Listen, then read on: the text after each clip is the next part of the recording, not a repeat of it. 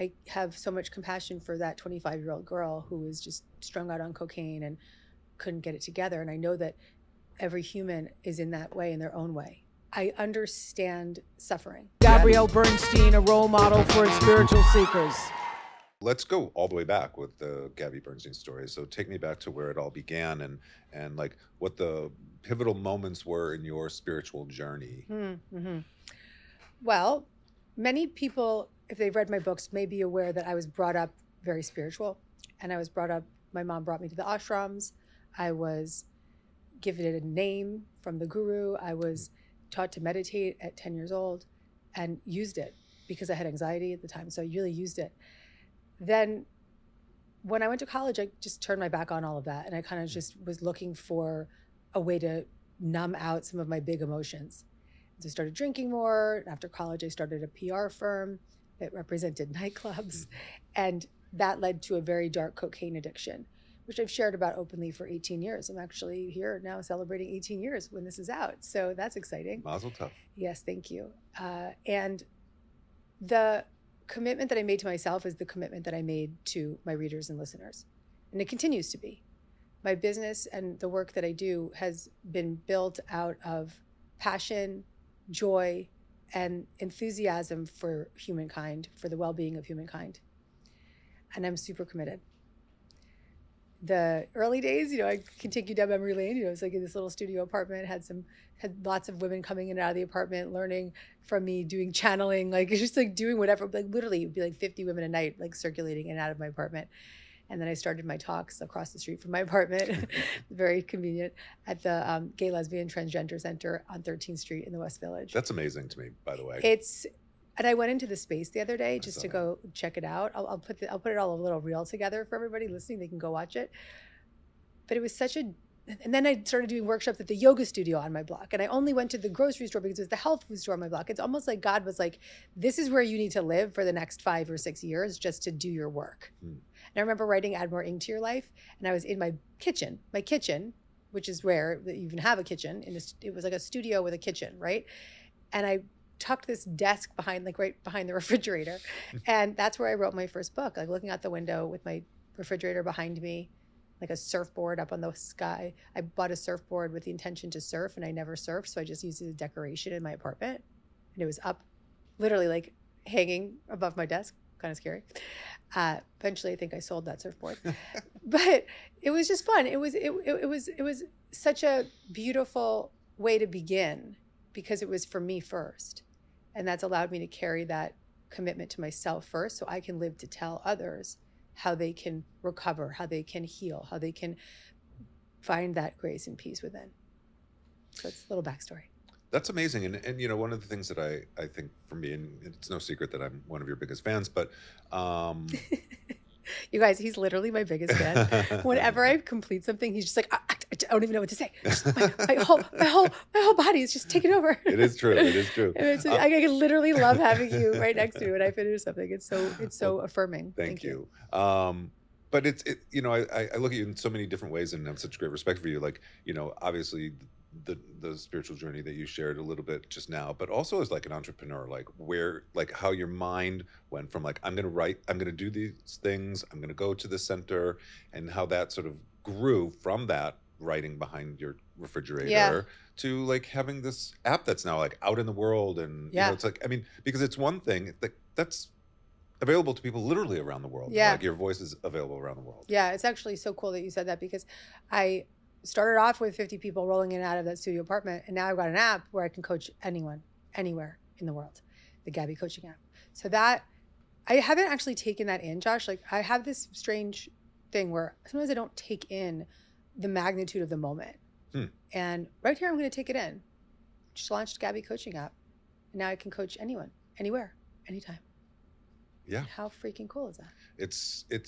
It's truly monumental. I mean, I like I said, you see people trying to do this constantly, but Well, I like the entrepreneurial question, because I think that some of it is like innate in your personality and what you are born into.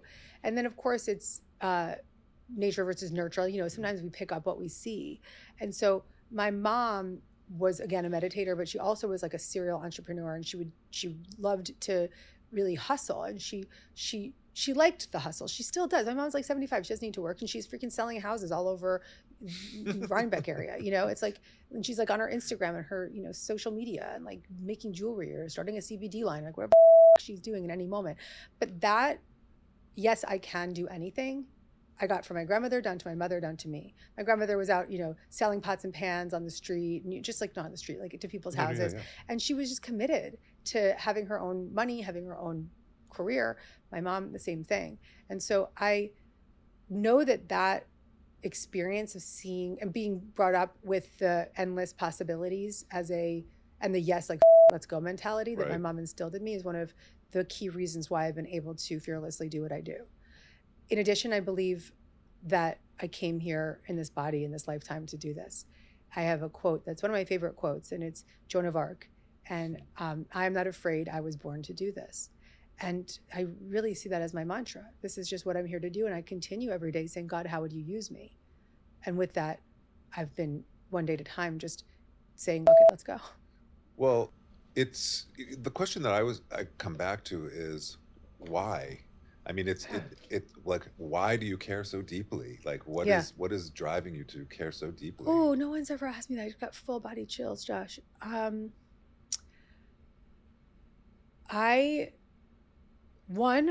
understand suffering. I understand trauma. I understand addiction. I understand depression and anxiety. I understand suicidal ideation. I understand it. So when I said I think God brought me into this life in this lifetime, I think that God was like, let's throw her in. Let's give her a lot of this stuff early on, so she has to kick it up and kick it out and grow into who she is today. And so while I'm now 18 years sober and I can look back and I'm in a really healthy place in my life, I have so much compassion for that 25-year-old girl who was just strung out on cocaine and couldn't get it together. And I know that every human is in that way in their own way. May not be like an extreme addiction, but it could be addiction to thoughts or worry, or I understand suffering. Now, meanwhile, I have been able to suffer with a lot of privilege, right? I've been able to suffer with therapists, and I've been able to suffer as a white woman in America. I've been able to suffer with, unlimited resources and connections and, famous healers on speed dial, right? So I don't want to undervalue, like when I say I understand suffering, there might be people out there being like, I literally am on the street. Now, while I have not known that kind of suffering, I know what suffering in my world feels like. And I want to eradicate that suffering. I want to be the antidote to that suffering. Not me, but the messages that are coming through me, whether it be in the app or in my books. I allow what is meant to come through me to heal me first, and then to also be a guide for the reader to start to create those changes in their life.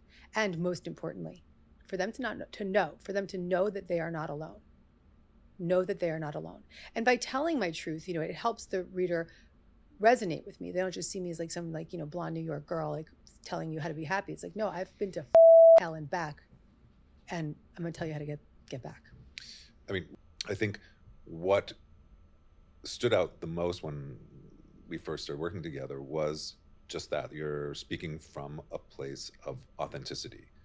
And I think, my question is really like, do you see that in yourself? You were talking about like having to take the moments. It's like, do you see that in yourself? Like just how authentic your message really is? That is what I see most, because if I've gotten so in tune with what my authentic alignment feels like, that when I'm even slightly taken away from it, I go like, it's like ring, ring, ring, ring. And I bring myself back. I think like, some people, as they develop their fitness or they develop their sport year over year, their singing or whatever their art may be, the longer you do it, the more you know what flow feels like.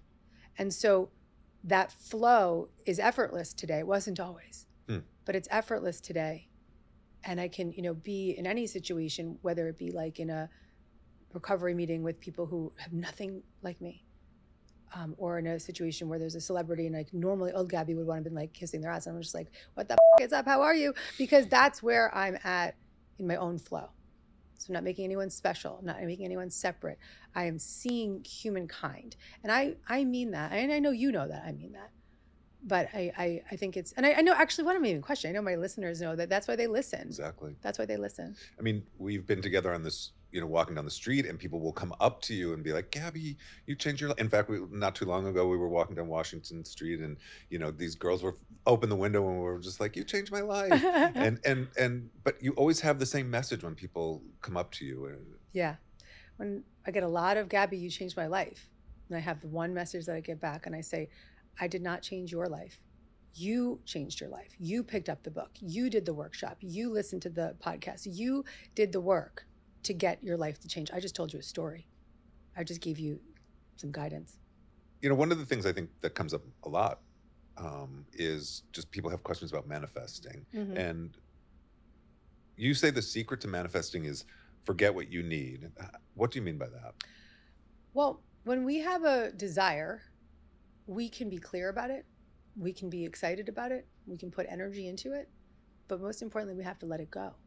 Because if we're so hyper-focused on the exact time and the exact way and the exact, height, if it's a man or woman, then we're actually limiting what the miracle truly is. And so I think about the years I spent manifesting my son year after year with so much disappointment, not being able to conceive Oliver. And then when the moment that I did conceive, I was like, oh, this should never have happened a day sooner. Mm-hmm. And so now I go about my life, if something isn't happening right away, I'm like, oh, that's happening. It's just not now. Or maybe it's a different way. And living with that energy of release, having desires and letting them go. Secret to manifesting. If you like this video and you want to get more Gabby, check out the next one right over here.